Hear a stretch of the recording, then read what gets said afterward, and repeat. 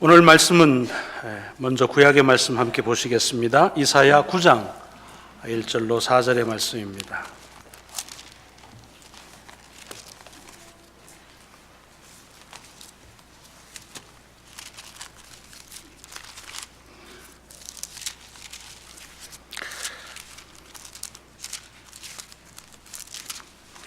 이사야 9장 1절부터 4절까지의 말씀을 봉독하겠습니다. 전에 고통받던 자들에게는 흑암이 없으리로다. 옛적에는 여호와께서 스불론 땅과 납달리 땅이 멸시를 당하게 하셨더니 후에는 해변길과 요단 저편 이방의 갈릴리를 영화롭게 하셨느니라. 흑암에 행하던 백성이 큰 빛을 보고 사망의 그늘진 땅에 거주하던 자에게 빛이 비치도다. 주께서 이 나라를 창성하게 하시며 그 즐거움을 더하게 하셨으므로 추수하는 즐거움과 탈취물을 나눌 때의 즐거움같이 그들이 주 앞에서 즐거워하오니 이는 그들이 무겁게 맨 멍에와 그들의 어깨의 채찍과 그 압제자의 막대기를 주께서 꺾으시되 미디안의 날과 같이 하셨음이니이다. 아멘. 아멘. 신약의 말씀은 고린도전서 1장 10절로 18절의 말씀입니다.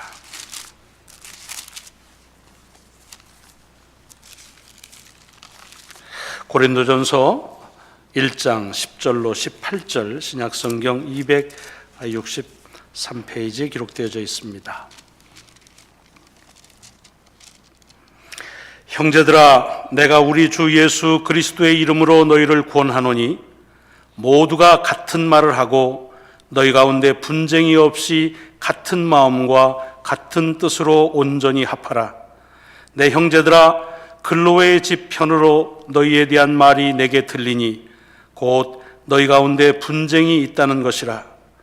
내가 이것을 말하거니와 너희가 각각 이르되 나는 바울에게, 나는 아볼로에게, 나는 게바에게, 나는 그리스도에게 속한 자라 한다는 것이니 그리스도께서 어찌 나누었느냐? 바울이 너희를 위하여 십자가에 못 박혔으며 바울의 이름으로 너희가 세례를 받았느냐? 나는 그리스보와 가이오 외에는 너희 중 아무에게도 내가 세례를 베풀지 아니한 것을 감사하노니 이는 아무도 나의 이름으로 세례를 받았다 말하지 못하게 하려 함이라.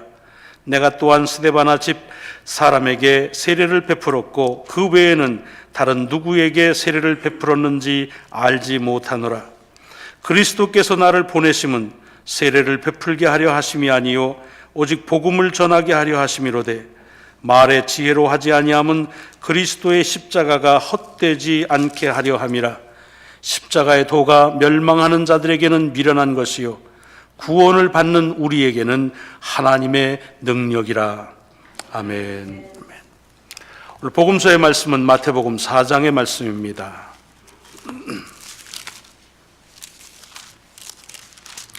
마태복음 4장 12절부터 17절까지의 말씀을 봉독하겠습니다.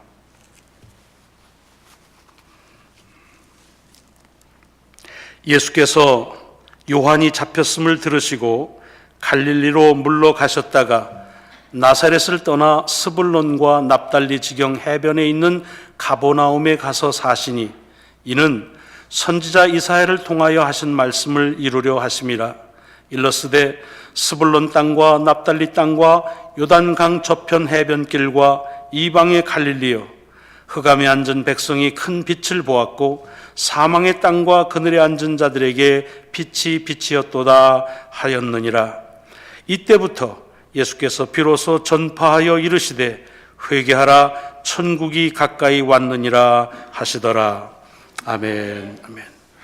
오늘 우리에게 주셔서 함께 들은 귀한 말씀이 하나님의 능력의 말씀을 믿고 축원합니다. 오늘 본문의 말씀은 예수님께서 이제 그리스도로 메시아로 이 땅에서 사역을 시작하시는 그 서두에 대한 말씀입니다. 특별히 오늘은 그 주께서 그리스도의 사역을 행하신 그 지명에 대해서 아주 구체적으로 나와 있습니다. 마을을 하나 찝자고 하면 가버나움이라는 마을이 되고 그리고 크게 지역으로 말하자면 갈릴리 지역이고, 그것을 다른 말로 하면은 스불론 땅과 납달리 땅이라고 그렇게 불려지는 지역입니다. 여러분들이 이스라엘의 지역에 대해서 얼만큼 좀 아시는지 모르지만, 이스라엘은 이렇게 고구마처럼, 럭비공처럼 이렇게 북쪽으로 남북이 길고 동서가 좀 짧습니다. 그리고 그 가운데가 마치 젖줄기처럼 요단강이 흐르면서 그 가운데에서 조금 북쪽에 갈릴리 호수가 있습니다. 가버나움 지역은 그 갈릴리 호수의 그 북쪽에 있는 여러 마을 중에 한 마을이고, 그리고 납달리 땅, 스불론 땅은 거기서부터 해서 서쪽 지중해까지 이르는 그 지역을 납달리 또는 스불론 땅이라 그렇게 말합니다. 이렇게 여러 지역으로 불려지는 이유는, 여러분이 아시는 대로 애굽에서부터 이스라엘 백성들이 가나안 땅에 다시 하나님의 은총으로 정착한 다음에 12지파를 이제 각 지역별로 분배를 합니다. 근데 그 지역을 12지파 가운데 납달리 지파와 스불론 지파가 그곳을 배당을 받아서 거기에 정착하게 되면서부터 그 지역을 납달리 땅 또는 스불론 땅이라 이렇게 불려집니다. 그리고 통체적으로 말하면 갈릴리 호수가 있으니까 그 갈릴리 지역이라 이렇게 부릅니다. 주님께서 사역에 가장 많은 시간을 보내시고 주요한 말씀과 사역들을 대개 이 갈릴리 지역에서 행하셨고요. 그리고 특별히 가버나움에는 오늘 본문에 보면 아예 나사렛에서 사시다가 거주지를 이주하시고 가버나움에 사시면서 사역을 행하신 것을 볼 수가 있습니다. 여러 주님의 사역에 대해서 우리가 얘기를 나누고 관심을 같이 집중할 수 있지만, 오늘 본문은 특별히 마태복음 기자는 우리에게 그 주께서 처음 사역을 하기 시작한 그 지역에 대해서, 땅에 대해서 집중해서 우리에게 말씀하고 있으니까, 이 가버나움, 갈릴리 지역에 가지고 있는 그런 의미가 뭐길래 주님께서는 그곳을 중심으로 메시아로 그리스도의 사역을 시작했을까 하는 것은 우리가 물어봄직한 그런 질문이 되겠습니다. 왜 가버나움이냐? 왜 갈릴리 지역이냐? 다른 이스라엘의 여러 지역이 많습니다. 그리고 이스라엘 역사를 보면 하나님께서 아주 당신의 사역을 위해서 귀중하게 썼던 처소들이 꽤 많습니다. 그 대표적인 것이 예루살렘이지요.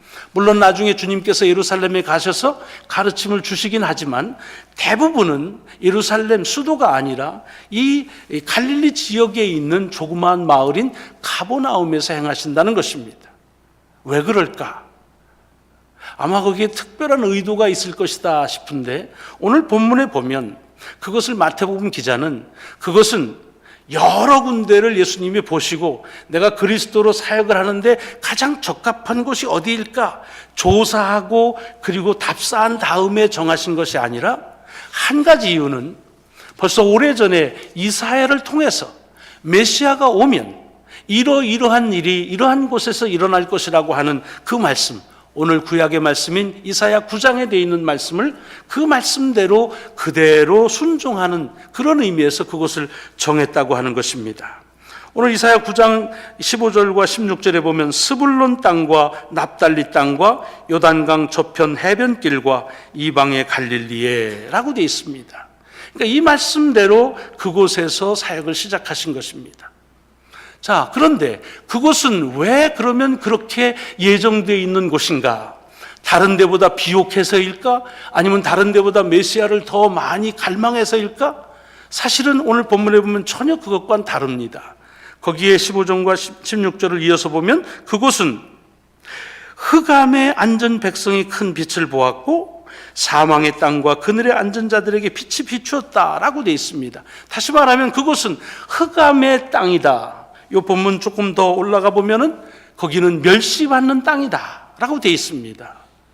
사람들에게 당시에 멸시받던 곳, 그리고 어둠처럼 여겨졌던 그 땅에서 예수께서는 메시아로서 그리스도의 사역을 시작했다고 하는 것은 우리에게 매우 한번 물어보면서 그 뜻을 갈파할 수 있는, 또 깨달아 알 수 있는 가르침이 담겨져 있다고 보는 것입니다.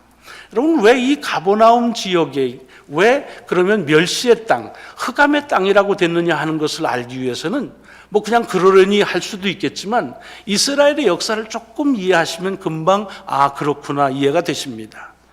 잘 아시는 대로 이스라엘은요, 한 나라를 이루고 살다가 다윗과 솔로몬 시대가 지난 다음에 그만 북쪽과 남쪽이 갈려집니다. 그래서 북쪽에 거주하던 10개 지파가 모여서 북이스라엘이라 하는 이름을 가지고 나라를 세우고, 남쪽의 두 지파, 유다와 베냐민 지파가 남쪽 유다라고 하는 이름을 가지고 남북이 갈려집니다. 근데 아시는 대로 이 북쪽 이스라엘은 얼마 못 가서 아수르라고 하는 희능 제국에 의해서 그들이 망합니다. 물론 하나님이 망하게 하신 것이지만 그렇게 망해버립니다. 그런데 아수르는요, 비단 이 북이스라엘만 그런 것이 아니라 그들이 점령해서 압제하는 지역마다 다 사람들을 다 혼합해버렸습니다. 거주지를 강제로 이주시켜서, 그래서 이쪽 A에 살던 이들을 B로, B에 살던 이 C로 이렇게 다 섞었습니다. 거주지만 섞은 것이 아니라 민족 간에 혼합해서 결혼하게 만들었습니다. 그래서 혼합해서 결혼할 뿐만 아니라 그렇게 되니까 종교도, 믿는 신앙도 다 믹스가 돼서 혼합이 돼버립니다. 그래서 북이스라엘 지역도 거기에 거주하던 사람들은 다른 데로 끌려가고, 그곳에는 이방인들이 와서 살게 되고, 그리고 그들이 오면서 그들의 믿던 신앙도 그대로 따라와서, 그래서 매우 종교적으로 혼탁한 시대를 맞이하게 됩니다. 남유다는 어땠냐? 남유다도 아수르를 그 다음에 이긴 바벨론에 의해서 망합니다. 물론 하나님이 치신 것이죠.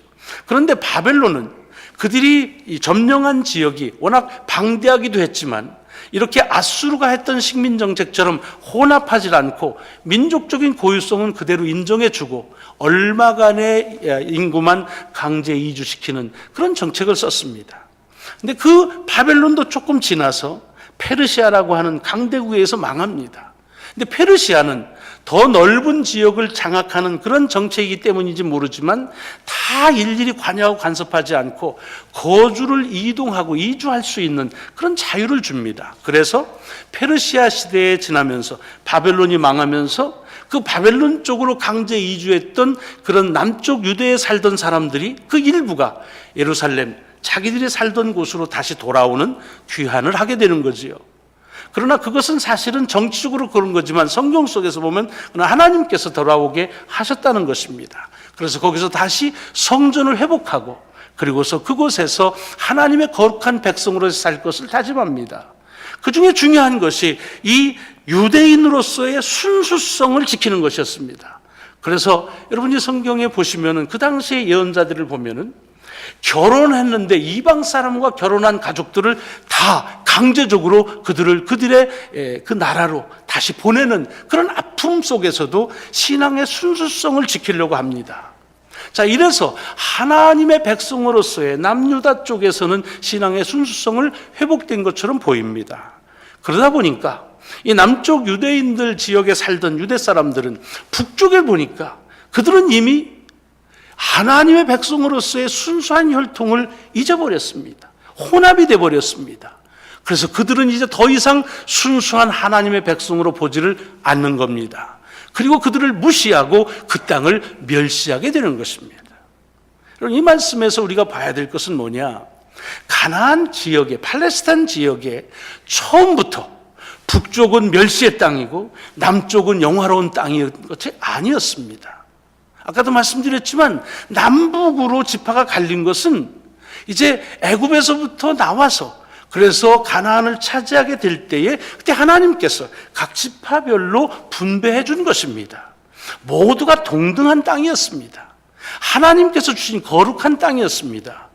그런데 지금 남쪽에 살고 있는 사람들은 하나님께서 저들을 회복해서 이제 이 땅은 다시 하나님의 영화로운 땅이라고 하면서 아직도 저들은 멸시하고 무시하고 하나님이 없는 삶을 산다고 북쪽 지역을 그렇게 비방하긴 것입니다. 이사야를 통해서 주시는 말씀은 바로 그때 일입니다. 회복이 돼서 유대가 하나님의 거룩한 백성이 된 다음에 주님은 다시 말씀하신다는 것입니다. 뭘 얘기하느냐? 이제는 내가 남쪽 지역에 있는 이들을 다 회복한 것뿐만 아니라 메시아를 통해서 지금 너희들이 멸시받는 땅이라고, 흑암의 땅이라고 하는 스불론과 납달리 땅, 그리고 가버나움을 중심으로 하는 그 갈릴리가 지금은 이방의 갈릴리라고 그렇게 부르지만, 그러나 그 흑암을 제하고 내가 그곳에 빛을 내리라. 이제는 그곳이 멸시의 땅이 아니라 내가 영화로운 땅으로 바꾸리라 라고 하는 것입니다. 이 말씀이 오늘 우리에게 있어서 본래적인 의도를 먼저 아는 것이 매우 중요합니다. 유대에 사는 남쪽 사람들은 자기 스스로 하나님의 영화로운 땅을 선택하거나 자기 스스로 그 땅을 영화로운 땅이라고 일구어서 그래서 바꾼 것이 아닙니다. 이스라엘 역사를 잘 아시지만 그들이 사는 가나안 땅은 원래 가나안족이 살던 곳입니다. 근데 하나님께서 아브라함을 통해서 그 땅을 허락하셔서 이제는 하나님의 백성이 사는 거룩한 땅으로 그렇게 성별하시고 그렇게 살았습니다. 그러나 역사가 지나면서 어떻게 됩니까? 그렇게 하나님의 영화로운 땅이라고 하는 곳이 이스라엘 백성들이 하나님의 말씀에 순종하지 않을 때마다 그들은 징계를 통해서 그것을 떠나게 됩니다. 또는 빼앗기게 됩니다. 또는 있으면서도 그곳은 처절하리만큼 멸시받는 땅으로 바뀌어집니다. 그러면 가나안 땅은 옛날 아브라함 때나 아니면 그 이후로 지형학적으로 바뀐 것이 없습니다. 지금도 동일하게 똑같습니다. 날씨나 기후가 크게 편차가 없습니다. 어떤 곳엔 비옥한 시대가 있었는데 어떤 시대는 황망한 사막으로 바뀌었다. 그렇지 않습니다. 그런데도 이스라엘 역사를 보면 그 땅이 어떤 때는 하나님의 영화로운 땅이라고 그렇게 고백했던가 하면 어떨 때는 멸시받는 땅, 암흑의 땅이라고 그렇게 고백하는 시대도 있었다고 하는 것입니다. 무엇 때문에요? 하나님의 은혜로 인해서 그것이 하나님께서 주신 땅이라고 믿고 살 때에는 그것은 영화로운 땅이었지만 하나님에게서 떠나는 하나님의 말씀에 순종하지 않을 때에는 그 땅은 바로 영화스러운 땅이라 할지라도 하나님은 멸시받는 흑암의 땅으로 바꾸신다고 하는 사실입니다. 이것이 오늘 본문 속에서 나오는 말씀의 배경이고 이사야를 통해서 주시는 그리스도가 임할 때 오는 그 흑암의 땅을 내가 다시 빛의 땅으로 영화로운 땅으로 바꾸겠다는 그 약속이고 오늘 마태복음에 나오는 4장의 말씀은 그렇게 약속하신 하나님의 약속이 비로소 예수께서 그리스도로 오셔서 그 땅에서부터 사역을 시작하므로 그 땅은 이제 더 이상 멸시받는 땅이 아니요 암흑의 땅이 아니라 하나님의 영화로운 땅이 될 것이고 그리고 하나님의 빛의 땅이 될 것이라고 하는 그런 하나님의 주권적인 역사에 대한 그런 말씀이 실현되어지는 것을 보여주는 것입니다. 오늘 신약의 말씀이 고린도전서의 말씀 지난주에 이어집니다. 이 말씀이 이제 복음서에 주시는 이사야에 주는 말씀하고 어떤 맥락에서 같기 때문에 오늘 우리에게 주셨을까요? 같은 말씀입니다. 무슨 소리냐 하면 여러분 고린도라고 하는 곳은 이방 지역입니다. 그리고 거기에는 정말로 돈이 풍부했던 곳이고 물자가 풍부했습니다. 그러나 사람들 속에서 윤리적으로 퇴폐하고 그리고 사악한 곳이었습니다. 다시 말하자면 삶에 살아가는 여건은 좋지만 그러나 그들 삶에 참된 행복을 모르고 산 사람들이라는 것입니다. 그런데 예수 그리스도의 복음을 받아들임으로 인해서 다는 아니지만 그건데 그리스도인들은 그곳이 하나님이 주신 참된 행복한 터전이라고 그렇게 보면서 생활하는 것입니다. 그래서 고린도 교회는 정말 많은 은사를 받았습니다. 그러다 보니까 그들이 자기들에게 복음을 전해준 사람들이 얼마나 고마울까요? 그래, 우리에게 바울이 복음을 전해줘서 우리가 이런 삶의 기쁨을 가지고 사는 거야. 너무 감사하겠죠. 그래, 아볼로가 우리에게 복음을 전해줬기 때문에 그래서 우리가 이렇게 감사한 삶을 살아. 베드로가 했기 때문이야. 이러다 보니까 자기들도 모르는 사이에 그 가운데 파벌이 형성이 되는 것입니다. 그래서 자기들에게 베푼 하나님의 은혜다는 궁극적인 하나님의 능력은 잊어버리고 마치 바울이 게바인 베드로가 아니면 아볼로가 자기들의 삶에 행복을 준 것처럼 여기고 분리가 되는 이런 일을 벌어지는 것, 이것을 지적하는 것입니다. 너희가 왜 그것 때문에 너희 스스로 분리되느냐? 바울이 너희를 위해서 십자가에 죽었느냐? 바울이 내가 너희들에게 내 이름으로 세례를 준 적이 있느냐? 우리가 그냥 전달할 뿐이지 우리에게 있는 것은 하나님의 은혜뿐이다. 그것은 하나님의 약속이셨고 그리고 약속대로 우리에게 베푸신 것이다 라고 하면서 고린도 교회 교인들에게 지금 다시 부탁을 하는 것입니다. 무엇입니까? 고린도 교회는 달라진 것이 없었습니다. 어렵사리 정말로 행복을 모르고 살았던 터전인데 예수를 통해서 그것이 기쁨의 터전이라고 고백했던 곳입니다. 그런데 그 가운데에서 사단의 역사로 인해서 그 교회 안에 분쟁이 생기면서 그곳은 피차간에 서로를 반목하고 시기하는, 그리고 그렇게 멸시하는 터전으로 그렇게 만들었다는 것입니다. 여러분, 이것은 비단 지나간 이스라엘 역사나 초대교회 역사에서만 일어난 일이 아닙니다. 오늘 우리의 삶에서도 계속되고 있는 그런 일입니다. 여러분, 삶이 불행하다고 경험하신 적이 있으십니까? 나는 왜 이렇게 불행한가? 그럴 때 우리 속에서 불행의 이유는 무엇으로 깨달아지십니까? 왜 다른 사람들이 가지고 있는 걸 나는 못 가졌는가? 내가 왜 여기서 이렇게 살아서 다른 사람들이 행복한 조건들을 가지고 있는 그곳에서 살았으면 나도 행복할 터인데 왜 나는 이런 곳에 살기 때문에 내가 이런가 하는 생각을 많이 가져봅니다. 특별히 다른 사람에 의해서 멸시를 당하고 무시를 당할 때 그때에 우리에게 오는 그와 같은 일들은 우리를 불행하게 만듭니다. 그러나 여러분, 한번 생각해 보십시오. 이 땅에서 이제 우리는 이제는 누구에게든지 거기서만 살면 행복이 보장되는 곳이 있다는 사실 우리는 믿지 않습니다. 삶의 조건 가운데 이런 조건이면 누구든지 그 안에 살면은 모두가 다 행복할 수밖에 없다는 행복의 조건이 따로 있다고 하는 사실을 우리는 이제 더 이상 믿지 않습니다. 그러면 무엇이 우리에게 문제입니까? 여러분, 여러분의 가정을 한번 보십시오. 이 땅에서 가장 행복한 삶의 터전이라고 고백하고 시작된 곳입니다.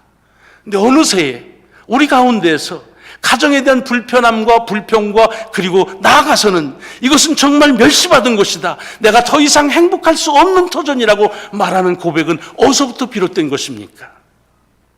여러분, 그것은 가정이 바뀌었기 때문이 아닙니다. 가정은 어찌 보면 살아가는 삶의 여건은 살수록 더 풍요로워졌을 수도 있습니다. 더 많은 것들을 누릴 수 있는 여건으로 바뀌었을 수도 있습니다. 아니, 그렇지 않다 하더라도 사실은 우리가 행복했던 것은 우리가 어디 살았느냐, 어디에 무슨 요건을 사느냐 하는 데 있지 않았던 것을 우리는 압니다. 내가 내 삶을 바라보는 관점이 사단에 의해서 바라보지 말아야 될 관점으로 내 눈이 바뀌었기 때문에 우리 속에서 멸시를 당한다 또는 멸시한다, 무시를 당한다 무시한다고 하는 것으로 바뀌어진 것을 우리는 고백할 수밖에 없습니다. 여러분, 교회는 어떻습니까? 교회가 하나님께서 영광스러운 터전이라고 하는 것으로 우리는 신앙생활을 다 시작했습니다. 그리고 그것을 믿음으로 인해서 함께 동역하는 기쁨이 우리에게 있었습니다. 근데 혹시라도 우리 가운데에서 이 교회가 우리가 있어야 될 곳이 아니거나 차마 교회의 모습이 아니라고 그럴 때 무엇이 달라졌습니까? 교회 본래의 모습이 달라진 것이 아니라 우리는 사탄의 영을 통해서 하나님께서 성령께서 역사하시는 것을 보게 하지 아니하시고, 그리고 우리를 분리시킴으로 인해서, 그래서 같은 여건 속에서 같은 교회인데도 마치 멸시하고 그리고 하나님의 영화가 떠난 것 같은 그런 생각에 젖어들게 만든다는 것입니다. 여러분, 이 세상에 아무것도 우리의 삶을 보장해주는 터전, 영광스러운 것은 없습니다. 마찬가지로 이 세상에 아무것도 우리를 멸시의 땅에 사는 것처럼 자학하면서 불행하게 살게 하는 터전은 따로 없습니다. 오늘 일부에도 경상도 통영에서 이곳에 이제 잠깐 동안 방문한 학생들이 찾아왔습니다. 여러분, 우리가 여기 살면 통영은요, 대한민국에서 제일 살기 좋은 곳이라고 합니다. 물어봤습니다. 워싱턴이 어떠냐? 좋아요. 좋지요. 그들만 얘기하지 않습니다. 워싱턴은 정말 살기 좋은 곳이라고 하는 얘기를 많이 합니다. 제가 위스콘신에서 이곳에 파송을 받아서 오늘 25년 전에도 제가 워싱턴을 간다고 그러니까 우리 옆에 사는 이웃들이 거길 가냐고, 정말 좋겠다고, 나도 평생에 거기를 한번 가고 싶었는데 여행도 못 갔노라고, 그럼 I envy you 뭐 이러고. 여러분이 그런 곳에 산다고 해서 여러분이 정말로 다른 곳에 살 때보다 훨씬 더 행복하십니까? 우리 이시영 교우님 어때요? 대전보다 여기가 나은가요?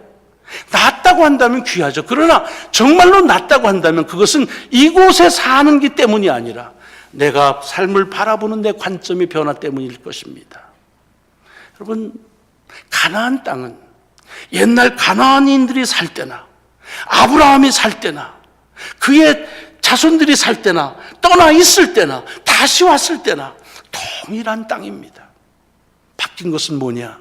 그 땅을 하나님이 주신 땅이라고 믿고 그리고 하나님의 섭리와 말씀대로 살았을 때 그 땅은 영광스러운 땅이었고, 그렇지 않고 하나님의 뜻을 해방하는 역사 속에서 있을 때 떠나게 되고 있으면서도 그 속은 멸시의 땅이라고 하게 된 것입니다. 아까 말씀드렸지 않습니까? 남쪽 유대 사람들은 그 땅을 하나님이 다시 멸시의 땅을 회복하셔서 영화로운 땅이 됐다고 하는 것이 저들의 노력이 아니었습니다. 하나님의 주권적인 역사로 회복된 땅입니다. 그래서 지금 이사야를 통해서 다시 얘기하는 것입니다. 너희들은 지금 멸시의 땅이라고 말하는 그 북이스라엘의 그 북쪽 납달리와 스불론과 그리고 가버나움 위치의 가나안 땅, 이방의 갈릴리라고 지적하는 그곳, 내가 너희들에게 베풀었던 그 주권적인 역사, 그것 동일하게 그와 똑같이 흑암의 땅을 나는 빛이 되게 하리라. 그래서 내 메시아를 보낼 것이다. 그리고 예수 그리스도를 통해서 그 일을 행하셨다고 하는 사실이 오늘 본문의 말씀입니다. 여러분, 하나님의 주권성에 의뢰하십시오. 우리의 삶에 있어서 행복을 보장해주는 터전은 따로 있지 않습니다. 우리의 삶에 있어서 불행하게 살 수밖에 없는 터전이 따로 있지 않습니다.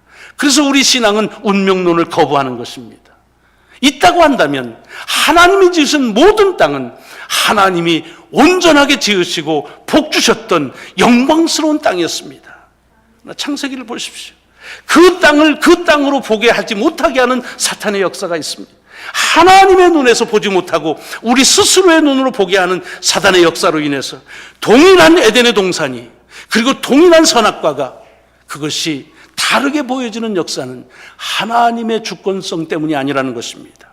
우리의 삶 마찬가지입니다. 여러분, 하나님이 우리의 가정을, 우리의 교회를, 우리의 삶의 터전이 어디든지 그것은 하나님이 아름답게 지으신 곳입니다. 그런데 우리도 모르는 사이에 사단의 역사로 우리로 하여금 자꾸만 하나님을 향해서 돌려야 될 눈을 우리 스스로에게 그리고 우리의 주변들에게 돌림으로 우리 스스로 볼 때 저기는 멸시고 우리는 영화롭다고 하는 교만에 빠지거나, 또는 나는 멸시를 받고 저는 영화롭다고 하는 그와 같은 자학하는 그런 관점으로 우리를 바꾸는 역사에서 우리는 유혹받는 것입니다. 그러므로 오늘 본문 속에서 다시 우리에게 주는 소망의 메시지를 들어야 될 것입니다. 가나안 땅은 하나님께서 당신의 백성을 위해 주실 때에 그것을 믿을 때 영화로운 땅이었습니다. 그러나 하나님의 말씀을 준행하지 않을 때 그 땅은 멸시받는 땅으로 바뀌었습니다. 감사하게도 그렇게 멸시의 땅을 멸시의 땅으로 그대로 두지 아니하시고 남유다를 다시 하나님의 영광스러운 땅으로 회복하신 하나님께서 북이스라엘의 그 땅도 하나님은 영광스러운 당신의 땅으로 회복시키시겠다는 것입니다. 우리의 삶, 통일하신 귀한 메시지입니다. 여러분의 거처하는 땅이 어떤 땅입니까? 영광스러운 하나님의 땅이라면 감사하십시오. 혹여라도 내가 멸시받는 땅에 산다고 하는 생각이 있다고 한다면 하나님의 섭리를, 여러분을 살게 하시는 하나님의 의도를 믿으십시오. 영광스러운 땅도 하나님은 멸시의 땅으로 바꾸실 수 있고, 멸시의 땅도 하나님은 영광스러운 땅으로 바꾸실 수 있는 주권자이심을 기억하시길 바랍니다.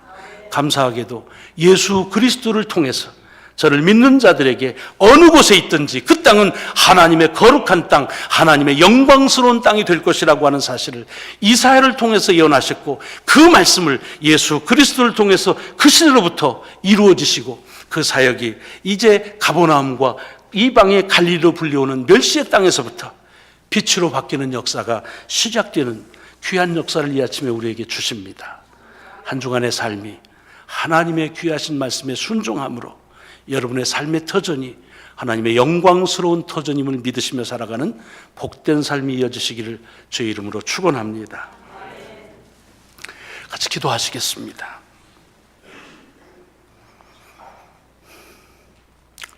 오늘 주님의 말씀을 가지고 우리 삶을 다시 한번 뒤돌아보시기 바랍니다.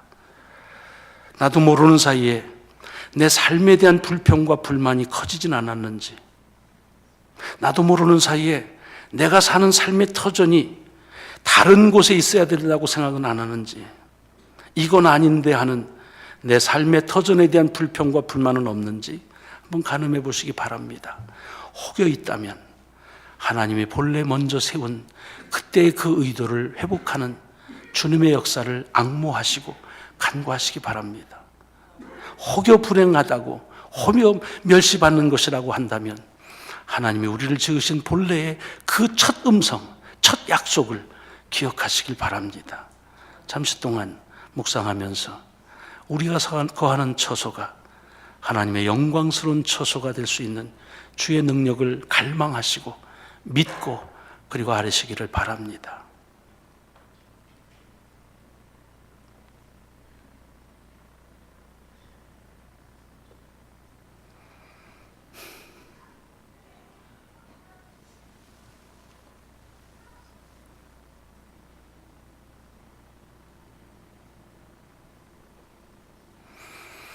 주님, 우리가 사는 터전이 처음 살 때 얼마나 귀했는지요. 우리의 가정이 얼마나 하나님 주는 행복의 터전으로 고백했었는지요. 우리의 교회가 하나님의 영광스러운 곳으로 믿어 의심이 없었는지요. 주님, 혹여라도 우리 가운데에서 그러나 우리가 고백하지 말아야 될 고백으로 이 땅에 우리의 처소에 대한, 가정에 대한, 교회에 대한, 이 사회에 대한, 이 세상에 대한 멸시와 조롱과 흑암에 쌓이는 것처럼 저희들이 묶여 있는 것은 아닌지요. 주 예수 그리스도를 통해서 아름다운 곳도 황폐하게 만들고 황폐한 곳도 영화롭게 하신다고 하는 귀한 약속의 말씀을 다시 듣게 하시오니 감사합니다. 주님, 다시 주님을 나의 구주로 고백합니다. 주께서 우리의 사는 터전을 우리에게 주셨음을 믿게 하시고, 그래서 낙심하는 마음 가운데 하나님의 귀한 그 은혜에 대한 확신을 거하게 하옵시고, 불평하는 입술에서 감사하는 입술로 바뀌게 하여 주옵소서. 예수 그리스도 이름으로 감사하며 기도드리옵나이다. 아멘. 아멘.